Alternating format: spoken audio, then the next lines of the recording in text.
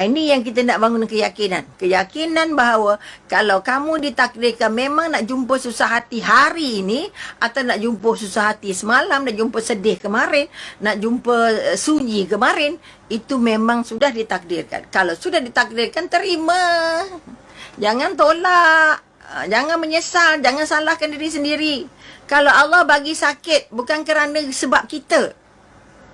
Kemarin menjumpa seorang pesakit, dia kata, saya kadang-kadang salahkan diri sendiri. Sebab doktor dah kata tak boleh begini, tapi saya buat, akhirnya saya sakit.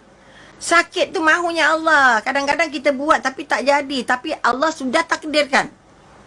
Allah sudah takdirkan yang dia akan sakit di umur ini.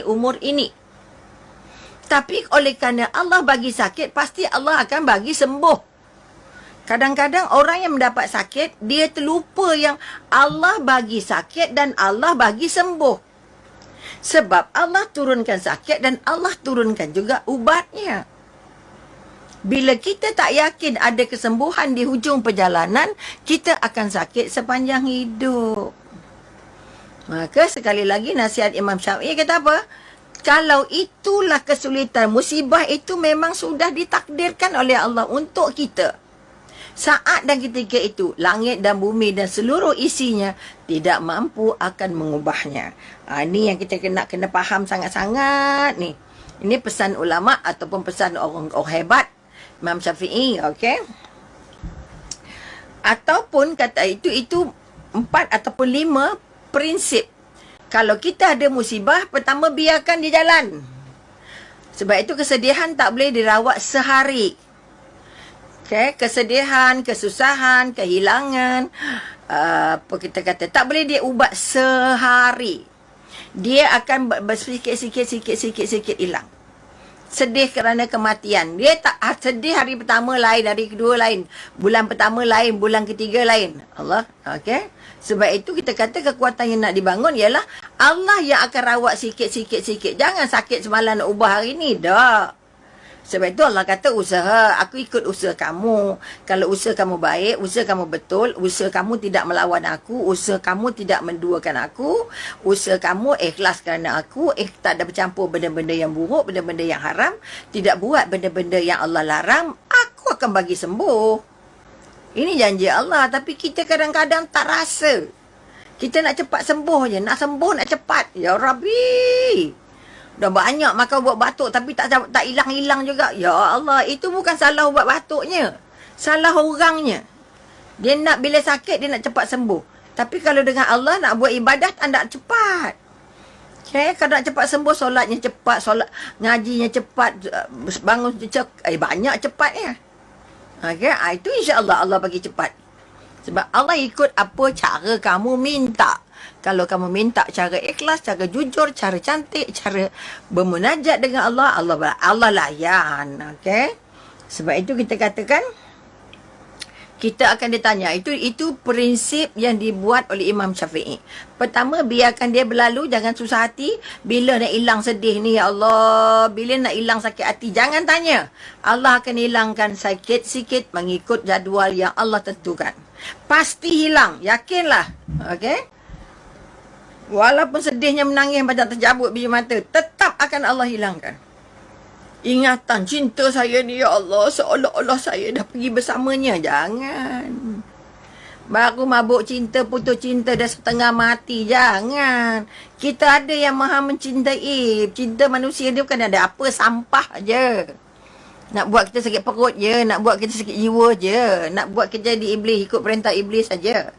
Sebab itu kalau cinta tidak kerana Allah, kita akan jadi mangsa cinta setengah mati. Sebab itu kita katakan rumah tangga yang runtuh hari ini setiap 13 minit, okay, satu keluarga pecah. Bermakna kalau setahun, kalau sejam, kalau sehari, berapa banyak keluarga pecah. Hanya kerana mencari cinta manusia. Bila tak dapat cinta, dah lah tak searuan. Tak dapat cinta, dia tak peduli saya, dia tak kisah saya. Dia sibuk dengan urusan dia. Dia tak faham perasaan saya. Dia nak saya layan dia, tapi dia tak nak layan saya. Jangan. Sebab kita bila terlalu, kalau kita cinta manusianya besar, Allah uji kamu. Cinta itu akan tercabut juga akhirnya. Akan lumpuh juga-juganya yang akhirnya membuat kamu sakit dan sengsara. Tapi bila cinta pada manusia itu kita serahkan kepada Allah. Ya Allah, aku sayang dia kerana Allah. Aku layan dia kerana Allah. Aku masak dia untuk dia kerana Allah, ya Allah. Okay, kamu bagi dia sebagai suami aku, maka aku layan dia kerana-Mu, ya Allah. Bukan kerana dia bagi duit, bukan kerana dia handsome, bukan kerana pangkatnya besar, bukan kerana dia takut kena cerai, bukan kerana apa-apa. Tapi aku layan dia kerana Allah. Aku jaga dia kerana Allah. InsyaAllah sepanjang hidupnya adalah pahala, adalah ibadah. Maka jangan tolak takdir. Kalau takdir memang nak sampai hari itu terima. Itu sikit pesanan Imam Syafi'i untuk mereka yang ditimpa atau diuji musibah. Dia berkata, dia tanya kita. Okay, dia tanya kita. Berapa kali benda yang kamu benci tapi Allah tetap datangkan pada kamu? Okay? Kerap tak kita jumpa benda yang kita tak suka? Kerap tak kita jumpa benda yang kita tak suka? Kerap tak kita jumpa orang yang kita tak suka? Kerap tak kita jumpa makanan yang kita tak suka? Kerap tak kita jumpa kerja yang kita tak suka? Okay? Kalau ikut Umi jawab, 4 lori ada. Sangat kerap. Apa sebab ada? Kerana kamu bukan pengurus kamu. Yang urus kamu adalah Allah. Allah yang bagi benda yang kamu tak suka. Tapi kamu buat tak? Selesai tak? Selesai. Okay, ada orang tak suka masak, dia kena masak. Ada orang tak suka lipat kain, dia kena lipat kain. Nampak tak? Jadi kalau dia tak suka dengan apa yang Allah bagi, maknanya dia tak suka Allah. Sebab itu terima apa yang Allah bagi, ya Allah. Bukan susah nak taat Allah ini. Ditanya, berapa kali kamu jumpa benda yang kamu tak suka? Kamu jumpa orang yang kamu tak suka? Ya Allah, Umi dulu ada satu peristiwa sebagai guru. Okay? Ada kawan Umi juga sebagai guru. Dia tak suka seorang pelajar. Sangat tak suka seorang pelajar. Dan izin Allah dia mengandung. Okay? Ini sebagai perkongsian lah. Padahal orang tu tak buat apa pun kat dia. Duduk dalam kelas je. Tapi tak tahu kenapa dia tak suka dengan budak tu. Dia ceritalah dengan kita orang, ya Allah, ada seorang budak ni tak tahu kenapa aku tak berkenan. Benar katanya. Bila anaknya lahir, anaknya saling tak tumpah. Anaknya sebiji macam budak anak murid yang dia tak suka tadi. Baru menyesal tak sudah dia. Tapi tetap dilayan anak, tetap dibesarkan juga. Ini anak engkau, bukan anak orang. Walau mana rupanya, maknya putih, ayahnya putih, anaknya gelap. Bayangkan. Udah cerita tertukar kat hospital lah, gitu lagi ni tak. Mana boleh tukar? Dah ada gelang masing-masing sebelum lahir. Lahir je anak terus pakai gelang yang sama dengan maknya. Ini contoh. Allah nak bagi kamu tahu ada benda yang kamu tak suka, tapi itu mahunya Allah. Bila kamu dekat dengan Allah, kamu boleh kena tukar yang kamu tak suka tu pergi suka. Kalau tidak, kamu sudah menentang mahunya Allah. Itu lagi bahaya. Itu lagi musibah paling besar. Sebab itu dia tanya, berapa kali kamu jumpa benda yang kamu tak suka, tapi akhirnya kamu buat, selesai ke tak selesai? Selesai. Kalaupun, maknanya kalau dah boleh dibuat selesai, maknanya sukalah apa yang Allah bagi. Nak membaiki, melihat balik ketaatan kita kepada Allah. Siapa besar? Siapa perintah siapa? Siapa kuasa siapa? Ini maksud soalan itu. Okay. Yang kedua, dia kata apa? Berapa kali kita takut pada kematian? Okay. Berapa kali kita takut kematian? Okay. Jangan pergi sana nanti jatuh mati lemah kan. Nak naik sampan takut. Apa sebab takut? Takut tenggelam mati. Betul? Takut apa lagi? Takut naik kapal terbang. Allah, ada kawan ni takut naik kapal terbang. Takut kapal terbang terempah.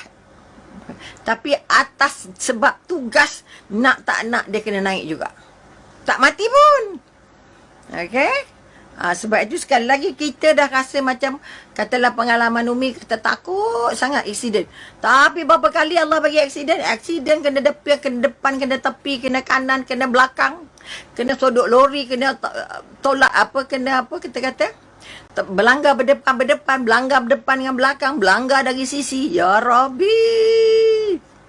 Bila tengok kemalangan dan kematian, dia kata, ya Allah, itu Tuanku. Bila kamu takut, tapi Allah bagi kemalangan. Tak mati juga. Bermakna kematian tidak ada pada kemalangan kereta. Ada pada kemalangan lain mungkin. Maka sebab itu sekali lagi, jangan takut mati. Tak aksiden pun mati. Tak sakit pun mati. Sakit belum tentu mati. Sebab itu dikatakan, berapa kali kita takut mati tapi akhirnya tak mati-mati. Ini Allah nak bagi tahu kamu, nak bagi tahu kita, jangan takut sebab aku yang urus. Aku yang urus hidup kamu, bukan kamu.